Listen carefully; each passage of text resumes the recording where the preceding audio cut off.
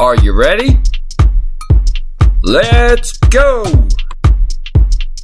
Let's talk training today, but first, Bowflex, coldest water bottle, Tastefully Simple, and fitness pointers will all be down below in the description for you to click on.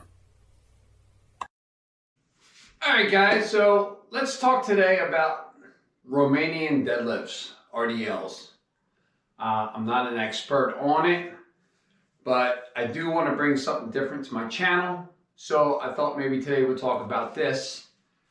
My trainer has me do them, incorporate it into my leg day. So we'll talk about the proper way of doing the RDL, the equipment I use, why I'm doing it, and also I'll give you a rundown of exactly what I do during my leg day. So let me get changed and then we'll get into it. All right, I'll see you in a few. Okay, so let's do a rundown before I get to the RDLs. I put that at the last part of my leg workout. So my last workout, I like to start off with some warm-up squats. Just using the 45-pound bar.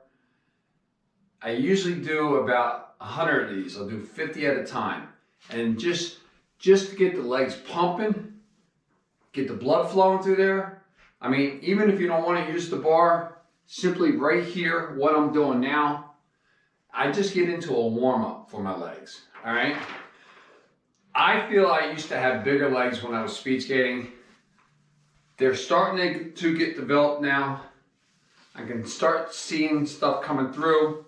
That's between the proper eating, the percentage of fat loss that I'm going through now, and now they're starting to come through. It's a slow process, but they're getting there. So I start leg day off with 100 squats of nothing on that bar. Basically, the bar is just sitting there just to have the motion of the squat, and that's how I start, okay? From there, I have leg extensions. Once again, I don't know if you consider it heavy or not. You know, I'm doing 145 pounds on leg extensions. I have the bench where you sit and you just simply do the extension, okay? I do both legs at the same time. From there, I do a goblet squat. Once again, if you don't know what goblet squats are, your heels are elevated. I use a ramp to keep me up. So what it's essentially doing is the heel is elevated. When you come down in that squat, it's forcing heels elevated, toes pointed out. So when you come down in that squat, it's forcing the pressure out onto your quads. Normally performed with a dumbbell. So you hold the dumbbell, heels are elevated, you're coming down in that squat, and we get a few sets of goblets, okay? Moving on. Now, I was just doing sumo squats, and that's normally can be performed with dumbbells, although I'm working out at home and my gym designed exercises aren't around a actual gym. So when putting this together, my trainer probably didn't realize that I had the Olympic bar and everything else. So I took it upon myself to going to 2 sets, doing a warm-up first, and then 2 sets of regular squats, and then 2 sets of sumo squat. The regular squats nail the quads, the buttocks, the hamstrings. The sumo squats just tear you up all through here, okay? Especially the backside right here. So if you're doing squats, get both of them in there. This is all just my opinion, okay? I'm starting to see and feel the difference big time. From there, I lay down on my bench and I get leg curls, you know, working the hamstring. I used to fear them because especially when I was skating, I would cramp up through here. But let me tell you something, I am really now feeling the difference, the tightness. I feel, I mean, it's really paying off now between the sumo squats and the leg curls, and I'm not cramping up. But you gotta remember now, I'm doing 1.5 gallons, at least 1.5 gallons, if not 2 gallons of water a day. So my fluid intake is 100 times, if not 200 times better than what it's ever been. All right, so then after that, that's when we get into the Romanian deadlifts, or the RDLs, okay? Now, I thought this would be a good one to talk about because when I first started doing them, I was doing them incorrectly. And communication back and forth with my trainer, he straightened me out. So, I'm gonna do just with the bar by itself, and I'm gonna turn sideways for you, okay? And we're gonna discuss the improper way and the proper way and let you know what's happening there. Before we get into that, when you guys start getting into heavier and heavier, dealing with the bar and deadlifts and RDLs and all, great piece of equipment are these lifting straps. If you don't know how to use them, they simply go around and then they wrap around the bar, cupping it in your hand. You can make them tighter. And this helps hold the heavy weight between that curled up piece and your wrist and the force of your grip. You can hang on to these things 10 times longer, okay? We don't need them right now. It's simply, it's a simple concept. Whoever came up with it was brilliant. Right around your wrist, okay? If you're a bow hunter, you already know this concept because you use it for your trigger on your bow. And then it just simply curls around and you're gripping that curl and hanging on to that. And man, you can hang on to forever for, you know, the weight and everything. So get these lifting straps to help you out with the heavier weight. So let's go over I have my bar right here. So you don't need that wide. I'll turn around and show you here. My gym's not really that big, but you know, about shoulder width on this, because you're not working your back on this. Even though it would appear to be, you're working your hamstrings on this. All right? You're working this whole section right here.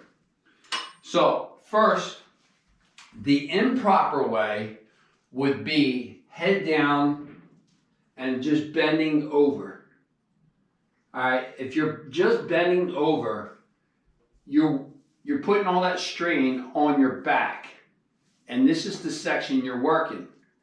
Your head's down, all right? You're not putting any strain on the hamstring where it belongs. So let's come back up. Now I'm going to show you the proper way. Proper way is head up, and as you're coming down, pushing your butt out, okay? And the bar is following down. The bar is following down my quad, right down by my shin, okay? So you're up, heads up, butt's going out, following right down, and right past your kneecaps. You're gonna feel all this pressure right here, right along here. And that is what you're targeting. Down. I usually go until I feel the weights hit the ground, boom, and then back up. Okay? Down. You don't have to go fast. I recommend that you don't go fast. And then back up. All right? Down. Man, even with no weight on the bar, the stretch that I'm getting is incredible. So all the way down and then back up. So let me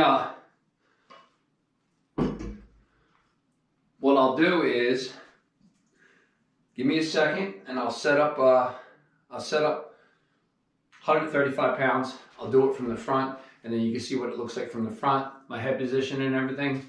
I'll put the straps on, show you the straps, and then we'll go from there.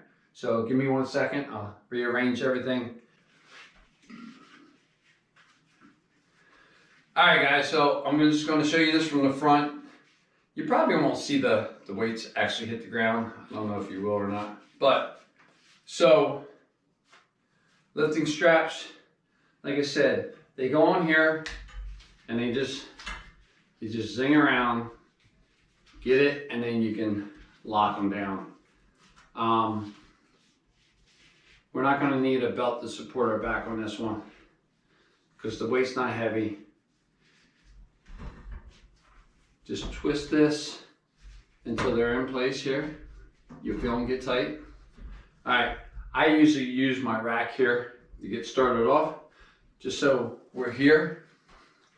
So when you're in the front here, shoulder width apart with the feet, okay? I got my lifting straps on so I can hold this all day long.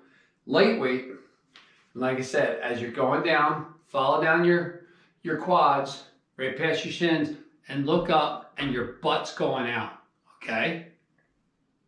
Oh, even 135 pounds, you can feel it. Straight down, follow your legs down. You don't have to go fast. See how I'm looking up at you? And then back up. All right, so that's an RDL, Roman deadlift. Remember, head up, straight down, following your shins down, your quads down, and then straight back up, okay? If you're doing it improperly, you're working that lower back. If you're doing it properly, you're working that hamstring, and that's what you're looking to target. So, remember guys, down below, you can find my trainer, fitnesspointers.com. You can find the Bowflex Max trainer down there. You can find the coldest water bottle down there if you want a coldest water bottle. These are all clickable links. I hope this video was helpful. I hope I explained it the right way. Remember, I am not a professional weightlifter.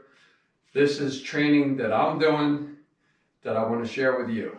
All right? So until next time, have a good one. You old guys, you old girls, keep moving and stay healthy.